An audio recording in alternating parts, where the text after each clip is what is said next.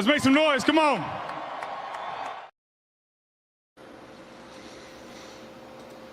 Right, indeedy, Nick Foles. Let's make some noise. How is everybody doing tonight? Welcome back to the final word here on the It's a Wrap Sports Network with your boy, Matty. Be on the call. Monday edition, December 1st, man. Final month of 2025 is here upon us, and boy, do we got a lot to talk about as we're now still sifting through the ashes of Friday's debacle with the Eagles and the Bears. The Flyers are back in action tonight. An old friend is about to return to Philadelphia in a couple days. What else? Maybe we'll get into some hot stove. We got a couple more trade, or at least one more trade to talk about, or one more signing. I shouldn't say trade. One more signing to talk about.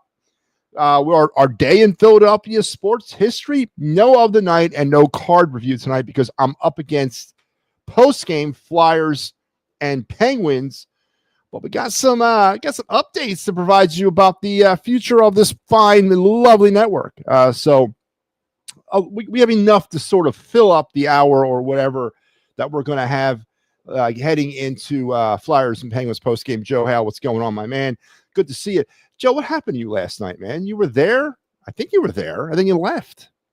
We had a spirited conversation going on, Joe, and you disappeared. So Joe's back. Good. So we're going to get into this. We're going to not waste any time. As again, we are up against post-game Flyers, Penguins, clear the ice. Mike Lauro will have you tonight. I will have you on Wednesday, and then I also will have you on Sunday. Flyers not looking good right now, 3-1 as they are into the second period intermission down there at the arena. As Flyers are not looking good tonight. Offensively, they're not looking good, and Dan Vladar is up to his old business. So we'll see if the Flyers can mount that third period comeback as they have so aptly done all season long. But let's get into our day in Philadelphia sports history again. December 1st.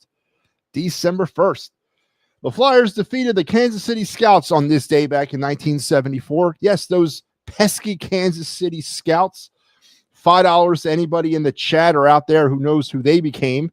In the next 5 seconds, I need an answer. 5, 4, 3, 2, 1. Okay, I'll tell you. So the Kansas City Scouts moved to Denver, became the Colorado Rockies, who then moved to New Jersey and became the New Jersey Devils. So your current New Jersey Devil franchise is the old Kansas City Scout franchise. Joe, I think we're going to open them up tonight. If I can get through my spiels, I think we're going to open them up tonight. As soon as I get through this, I think I'm going to open them up. But on this night in 1974, the Flyers defeated those Kansas City Scouts 10-0 in a game in which 8 different players scored for the Flyers. Bobby Clark tied a team record at the time for assists in a single game with 4, and the team as a whole tied the record since broken in an 11-0 victory over the Penguins in 77 for the largest shutout victory in franchise history.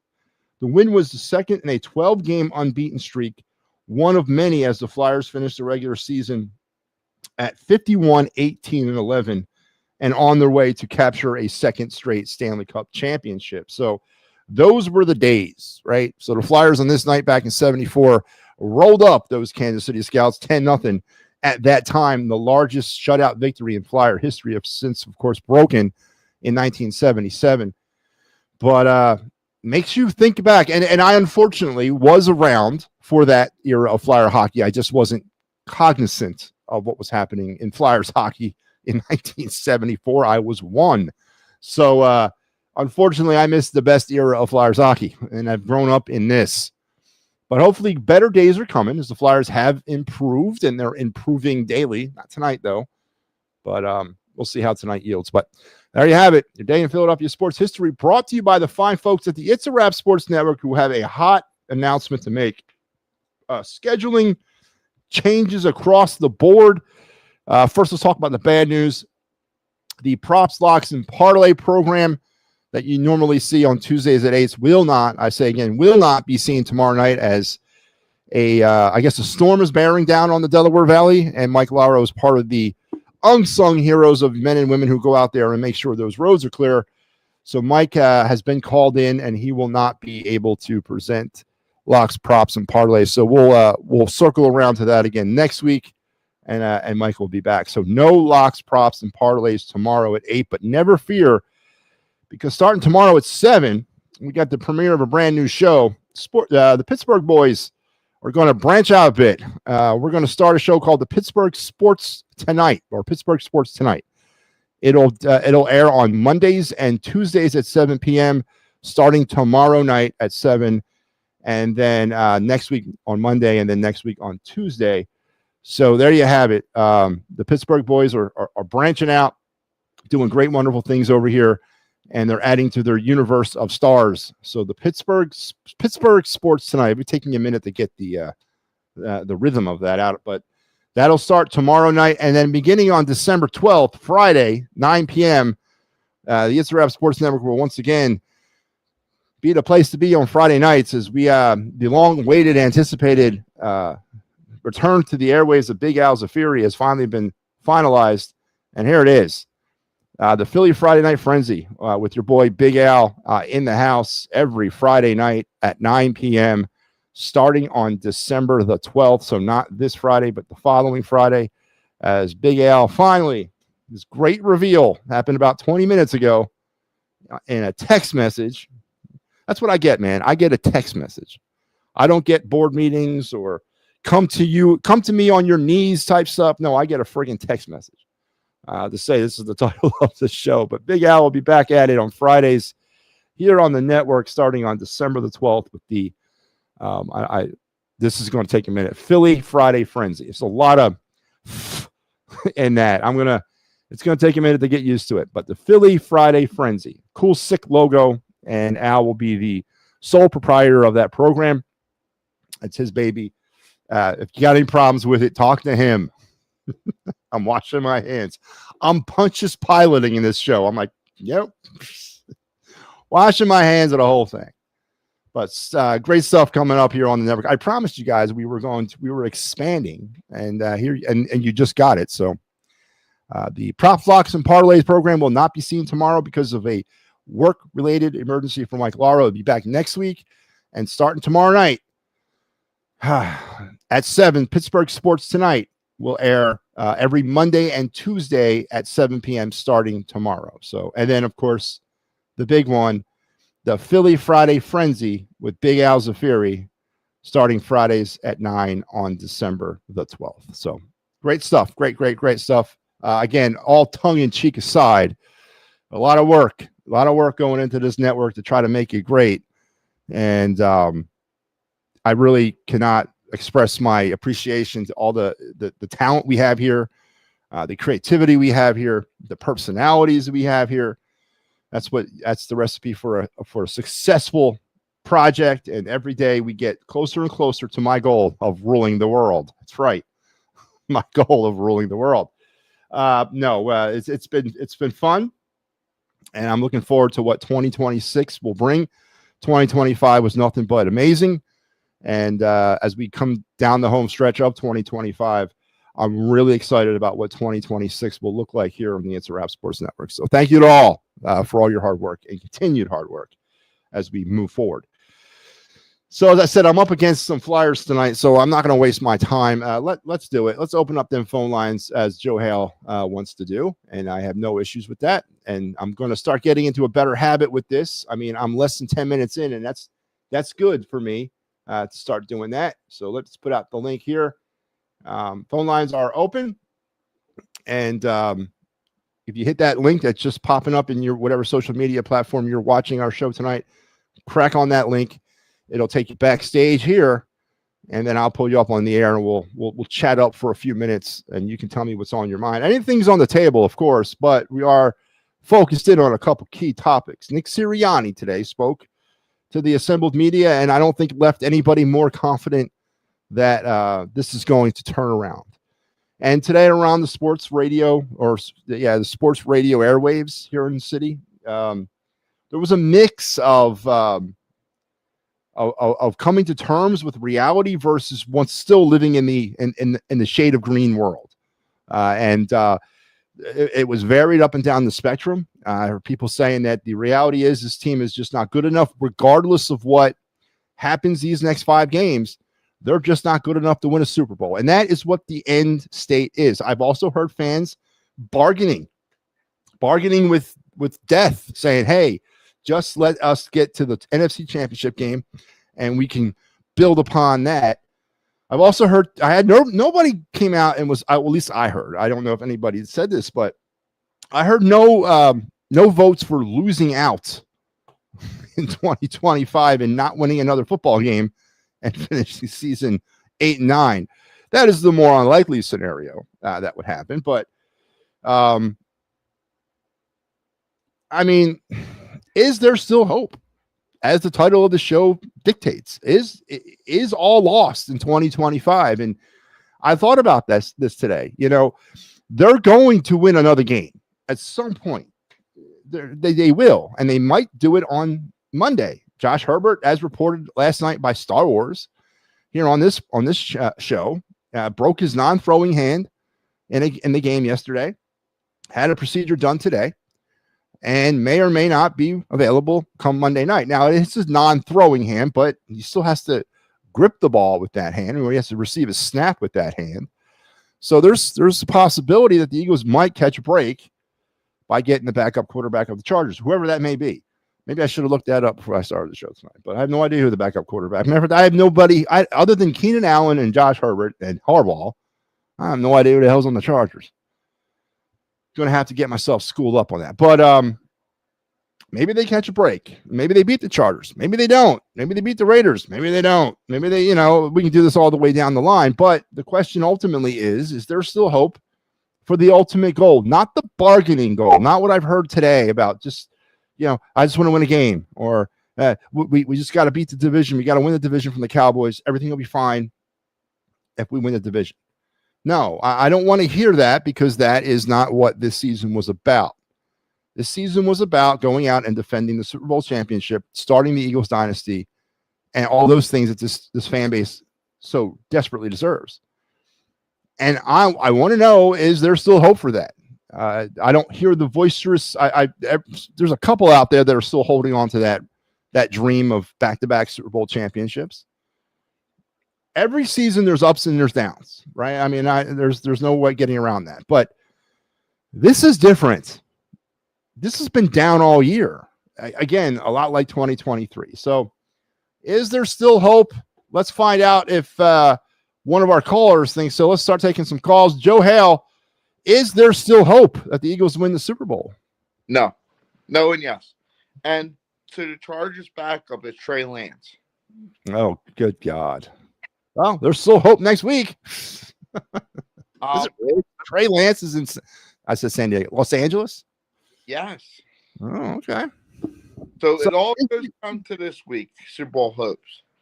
They need to change the scheme of the offense. They need to run the ball first and open a play action. And then Jalen Hurts, who was it? John Ritchie called Jalen Hurts on the radio today. Called him up on the phone? No, called him out. Oh, okay. What did he say? Saying that, according to reports, Jalen told the Eagles that he doesn't want to be a running quarterback.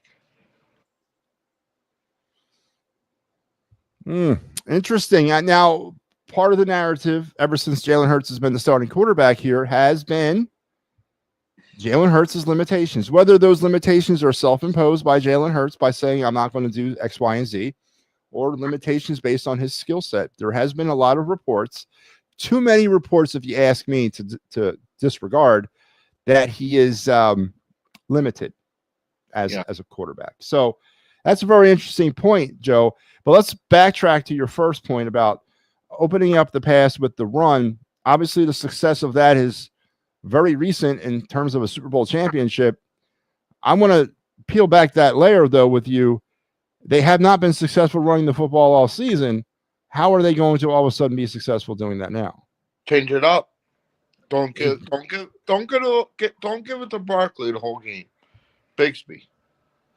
So run sort of. Would you be in support of like an I formation, double back set, or rotating players in and out every play? I mean, how do you mix it up with Tank Bigsby and Barkley and Shipley and I don't know, is AJ Dillon still play for the Eagles? How do you mix that up? Go to I formation. Go to I formation. Okay. Have a fullback. Go to the three-headed monster running back. That took to the Super Bowl when they face the Patriots. Yeah. Now, look, Joe, these are all valid, but why haven't they done that up to this point, Joe? Why do you think the Eagles have not tried to change anything really with the offense for 13 weeks? I don't know. And what makes you think they're going to do it now? That's my point. That's what I'm getting at with this. We hear it every week. Every week that the offense is questioned about their performance, we hear we're going to change. We're going to self-scout. We're going to look at film to get better. But every week they come out and they're not. They're always flat. But if Jalen Hurts would have hit Goddard or Devontae Smith, that game would have been tied on Friday. Wide open, Devontae Smith. He underthrows it. Wide open, Dallas Goddard. What does he do? Doesn't throw to Goddard. Listen, I got you, but Caleb Williams also missed 2 wide open targets in the end zone as well. So we can play the woulda, coulda, shoulda back and forth. The Eagles were not going to win that game regardless on Friday. They just weren't, because they weren't playing. They didn't play well enough. And that was evident by the fact that as poorly as the offense played, they still had a chance late in the game, down 10-9, for God's sakes. And they still couldn't pull it out. It might as well have been 40-9. That's how that game felt. So I think that's where we gotta be real, Joe. We gotta be real about what our expectations are and how this team can be fixed. Your plan is great, but why have they not done it yet? And do you think they can honestly do it? Can I go back on my plan? You do whatever you want. It's your dime. You don't have a 100-yard receiver, and they will always win a game. How about that? You have a 100-yard receiver, and they lose the game. And that's another thing. You don't forget, you got to keep A.J. Brown happy, or you might have a tantrum on the field. So there's a lot of things in play right now. He needs to. I want to talk, and they're going to talk about this tomorrow. The Kyle Schwarber rumors. They're going crazy. I don't think he comes back to the Phillies now.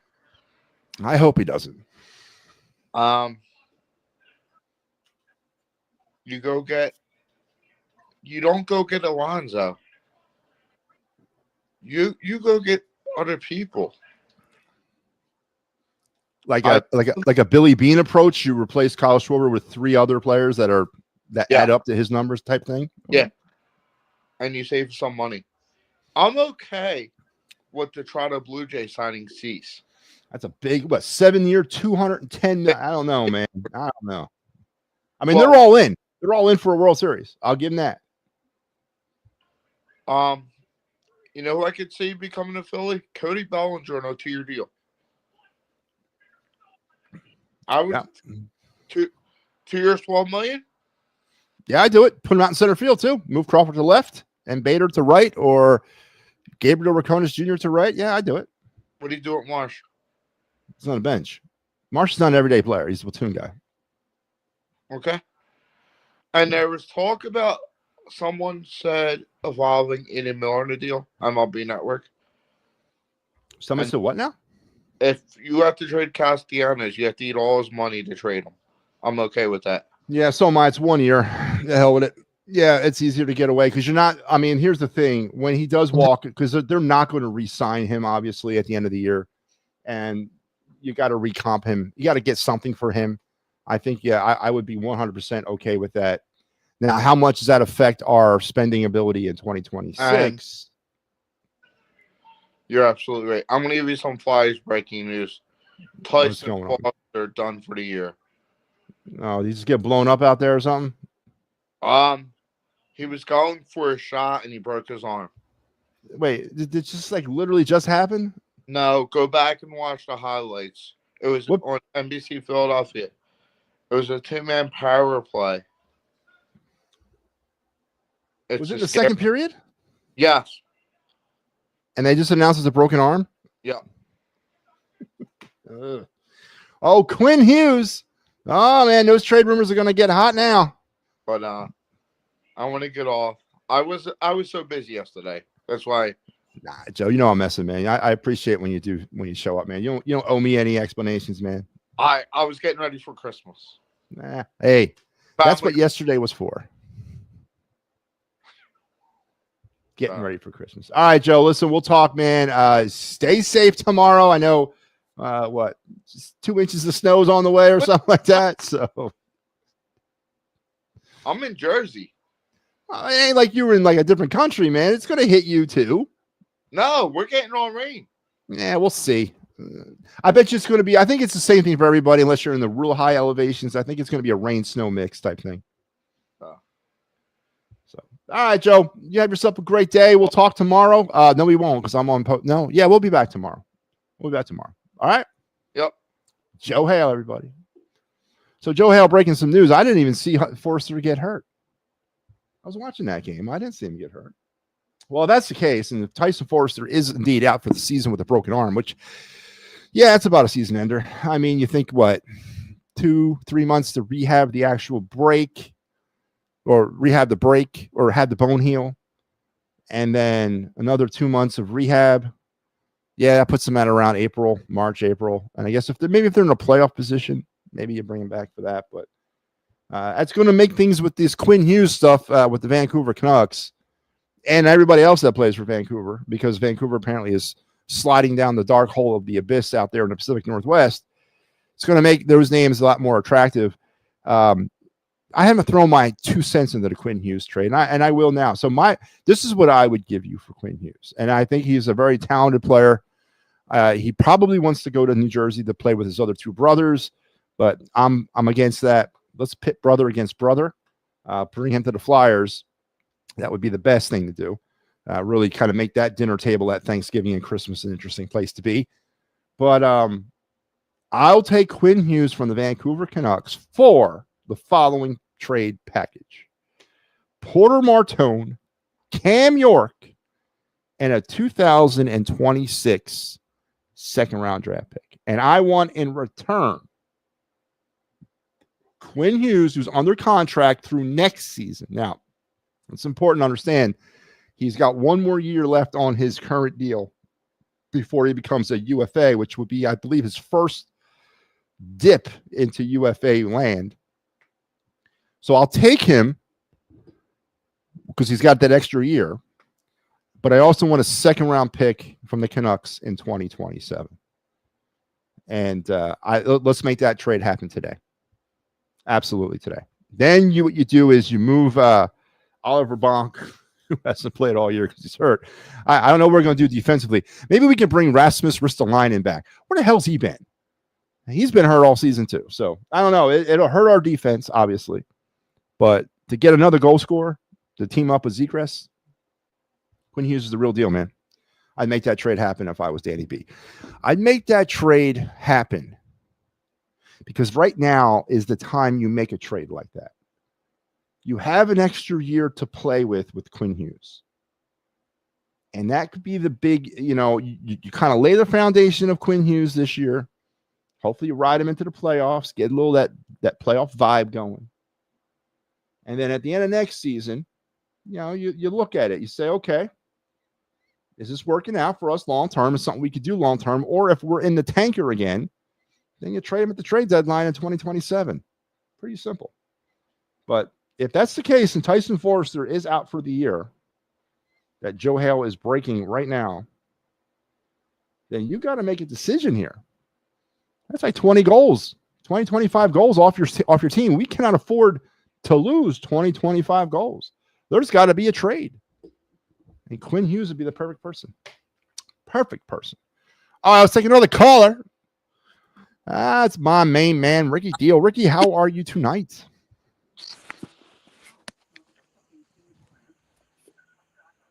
And go Eagles. Let's go Eagles indeed. Ricky Deal, do you still believe there's hope that the Philadelphia Eagles can repeat as Super Bowl champions? Mm-hmm. Oh, Ricky, I told you like a million times before that I so love your optimism and the way you look at things. I really wish I looked at those things like you do. I don't have any hope, Ricky, and I hope you're right and I am wrong, because obviously, right now, Ricky, I don't know, man. This team couldn't beat a Pee Wee football team, but anyway. Mm-hmm. So, Ricky, are you watching the Flyers game tonight? Mm-hmm. Did you see Tyson Forrester get hurt? Mm-hmm. Well, how did I miss it? We all watched a different game. I didn't see him get hurt. Are you concerned if Tyson Forrester indeed has a broken arm? Mm-hmm. Okay, so we got to go out and trade for somebody, right? Mm-hmm. What do you think about Quinn Hughes from the Canucks? Would you be interested in acquiring him? Mm-hmm. I would too. I told you, and I give you Porter Martone, I give you Cam York, and I give you a 2026 second-round draft pick. No, 2026 first. You know what? First round pick. And in exchange, I want Quinn Hughes and I want Vancouver's 2026 27 second round pick. I think we can make that deal happen. All right, Ricky. Listen, man. Anything else? I'll go for that. You'd go for that? I will go for that. That's a fair trade. You got I'll Quinn go Hughes for for this year, and you got Quinn Hughes next year. I think that's a good trade. I won't go for that. You won't go for that. I Is it too won't much? go for that. Matt, What? I will go for a trade. So, thumbs up, you're for it. Thumbs down, you're against it. I agree. I think it's a good trade. All right, Ricky, listen, man. Always a pleasure. Tomorrow is another day. Make sure you're back here. Don't be late. 9 o'clock, Ricky. All right? All right, man. Take care. Ricky Deal. Ricky Deal says he'd go for it. I think it's a fair trade. I like the trade. Yeah, you're mortgaging your future bit with Porter Martone, but Vancouver now is like verging on a rebuild situation. They'll take him off our hands. They got time. And we are, we're at a spot. And if you've lost Tyson Forrester for the year, you got to replace that production. And he does that for you. Quinn Hughes will replace that production. And if the Flyers don't get him, I'm afraid he's going to end up in New Jersey with his brothers. And then that's just going to be bad for the Flyers. So you got to kill two birds with one stone. Let's bring on the next caller. And Michael Papernick, what's going on, man? What's up, Matty?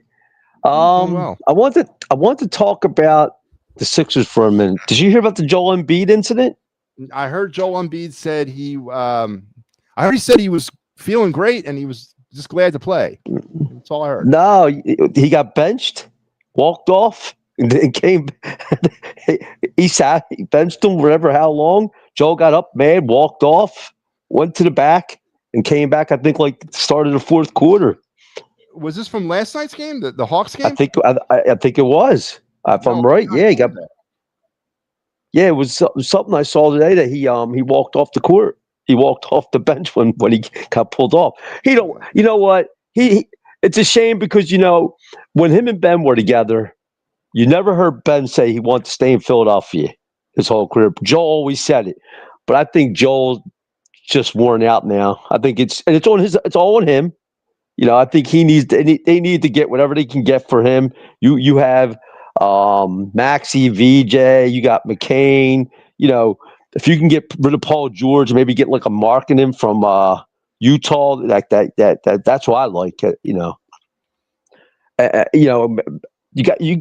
got Bona. Bona's not a starter, but he gives you that energy for coming off the bench as a backup center. Yeah, Ricky. Sorry, Mike. Just thinking about Ricky Deal. I hear what you're saying, man, but here's the thing. And,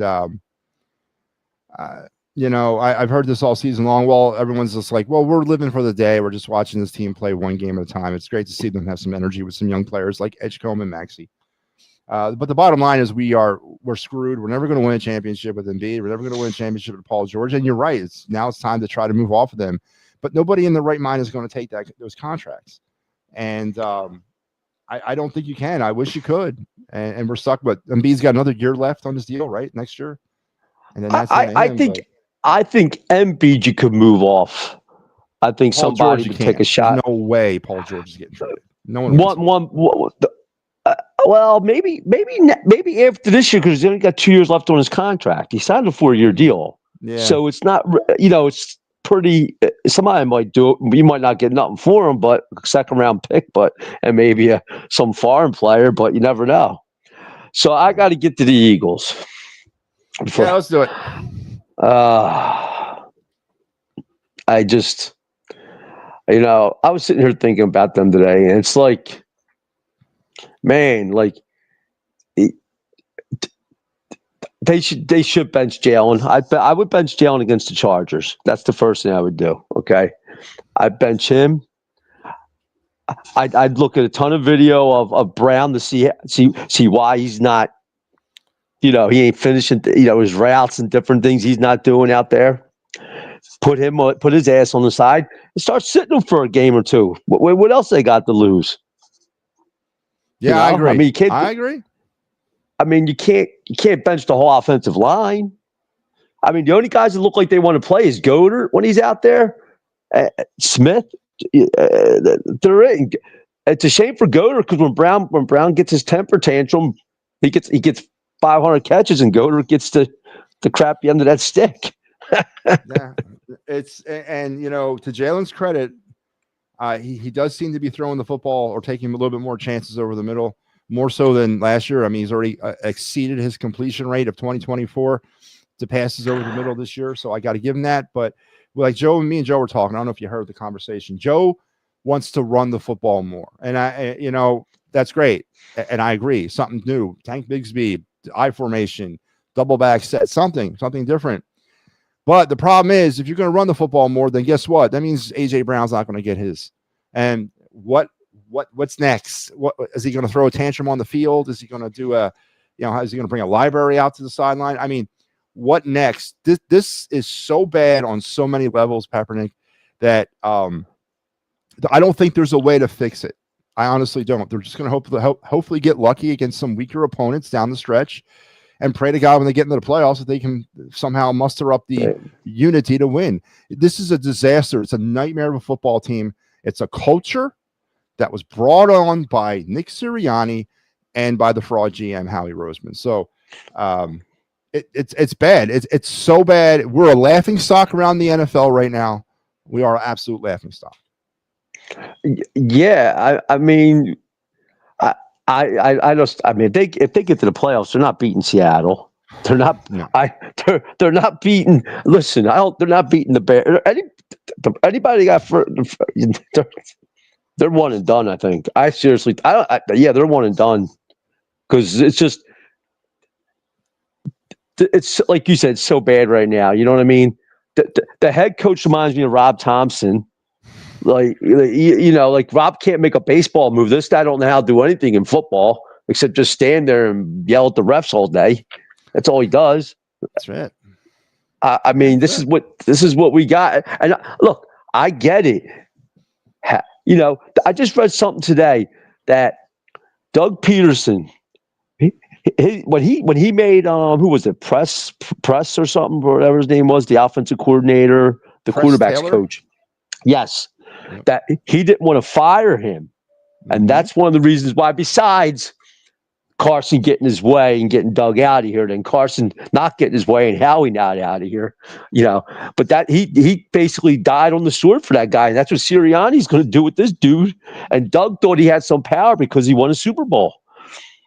So we might see a change after the season. No, and again, that's the this is what's so dysfunctional about this. The guy won a Super Bowl last year. He's been to a Super Bowl 2 years before that. He is right now one of the more successful head coaches in the franchise history, but he's also the only head coach in franchise history that could potentially be piloting the team to another epic in-season collapse. And that's never been done.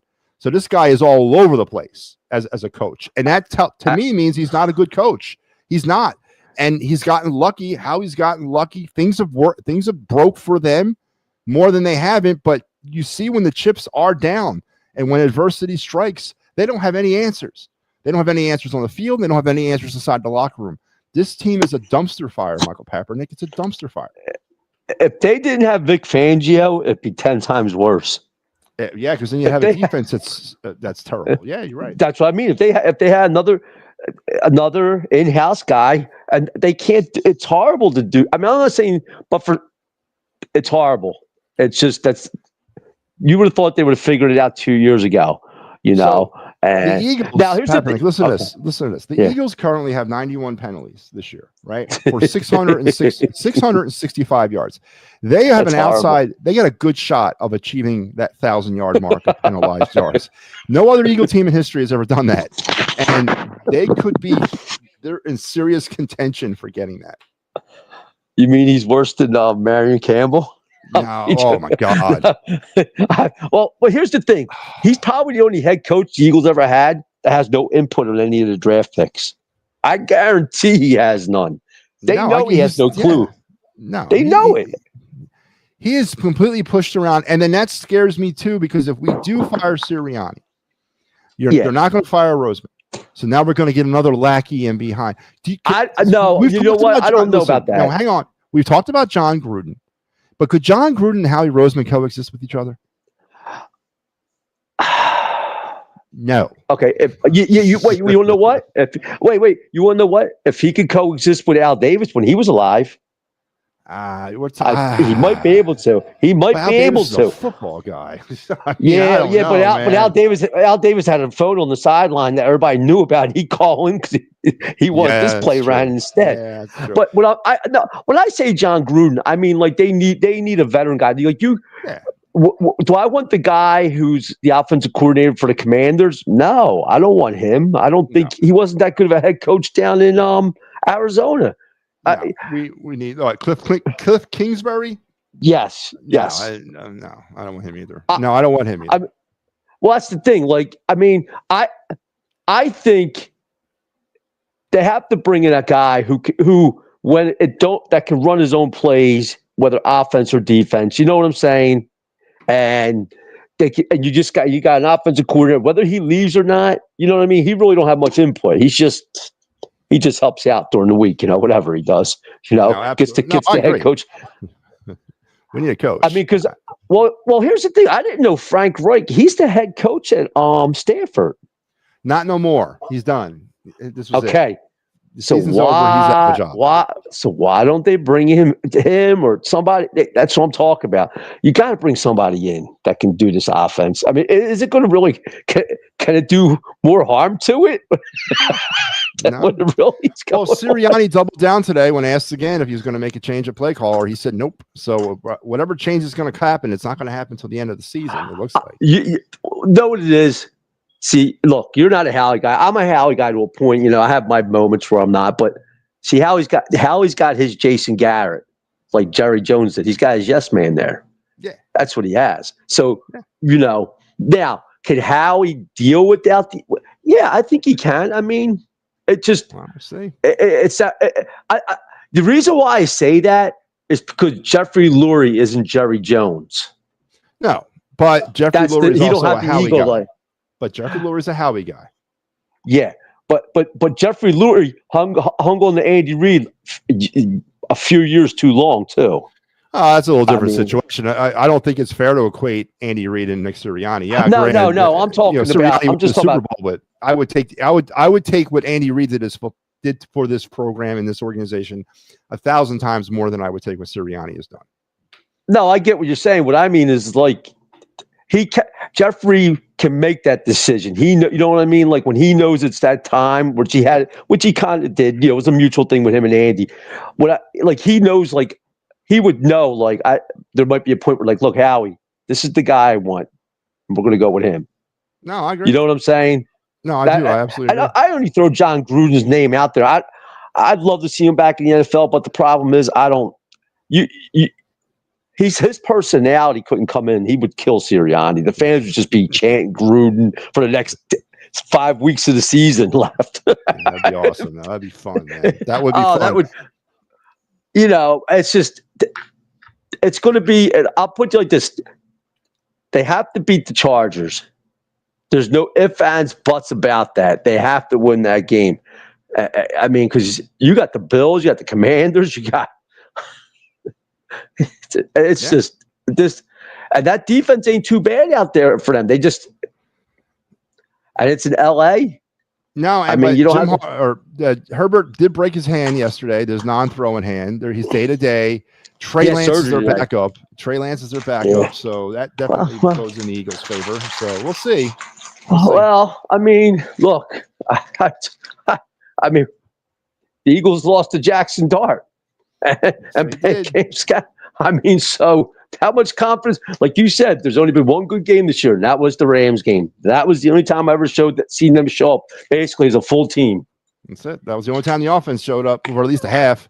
But you want to know something? In 2023, if you go back and watch that game against the Rams, I said to my buddy, who I talk to every day, that's the only game when they were 10-1 the Eagles showed up that year too. Yep, that was a pretty complete game. That's it. I agree. But I'll tell you right now, did you hear about Kevin Patul? Is it true Kevin Patul's house got smacked around with eggs? Yeah. They can't blame Philly. Yeah. They can't blame Philly on this one. This is coming from Jersey. Well, they rode over the bridge. Well, still, listen. They're going to spin doctor it like that. But look, the guy lives in Jersey. Awesome. I love that. That's what makes this town. That's what endears me to this town is that type of stuff, man. That we went and egged the offensive coordinator's house. That is awesome stuff, man. I applaud whoever that was. Listen. He's got to be. If he don't get a wake up call from that people know where he lives. Egg in their house, man. That's classic Philadelphia right there, man. It is. Look, it might be every week till he's out of here. And it was probably a bunch of jabronis from South Philly that went over there and did it. You know that. We're just gonna blame South Philly. Yeah, it was South Philly. That's all our Northeast guys. That's all us Northeast guys do. We blame South Philly for everything. Yeah, they give the rest of the city a bad name. But all right, listen, Papernick, I gotta let you go, man. Hey, see you later, Matty. We'll talk later. Michael Papernick. Oh man, so 5-1. Tyson Forrester broke his arm. Not a good night. Not a good night at all, Matty. Not a good night at all. The Ice Pigeons capitalized on 3 power play goals.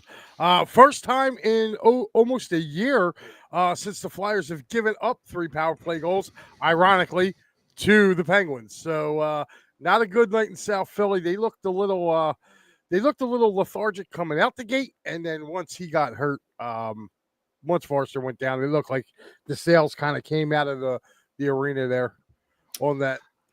All right. Well, now it's going to be all about who we're going to bring in to replace Tyson Forrester. Obviously, Quinn Hughes, the big name. Mike Laro, would you be willing to move off of one of your high draft picks, i.e. Porter Martone, Jet Lachenko, or both, in order to bring in a bona fide goal scorer in Quinn Hughes, who does have another year left on his current contract?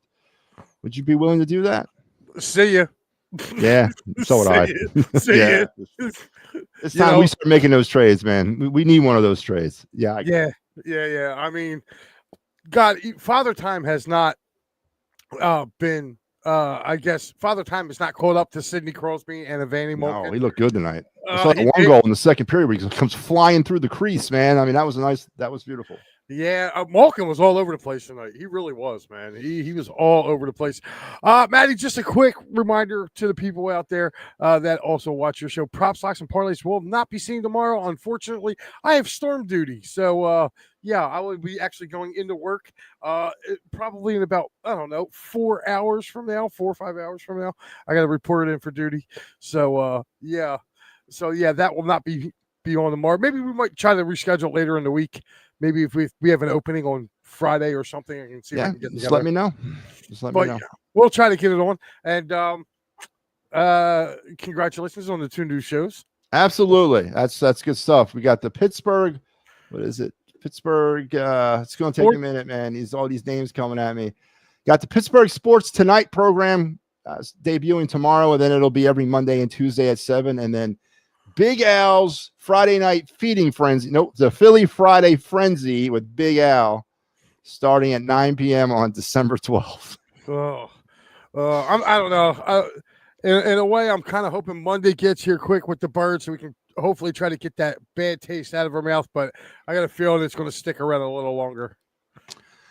I agree. And don't forget, right after me, which is going to happen in about 2 or 3 minutes, hop over to Clear the Ice from Mike Lauro. Mike, we'll talk to you on the post game slide. Thanks for popping in. Yeah, man, definitely. Get over there because I got some thoughts about what's going to happen now with this Flyers team. So definitely check me out. All right, later, Matty. All right, that was Mike Lauro joining us here. Oh, he's back. That was Mike Lauro joining us here. And yes, Flyers lost tonight 5-1. So I am going to wrap up and throw you over to the Clear the Ice program. Listen, tomorrow night we'll be back with a full cast of show characters, full the whole thing. So make sure you're with us tomorrow at 9. Head over to check out Clear the Ice. Until we talk later, you guys have a great rest of your night. Stay safe out there as the snow's coming. And don't throw eggs at Kevin Padulo's house. Gotta love it, man.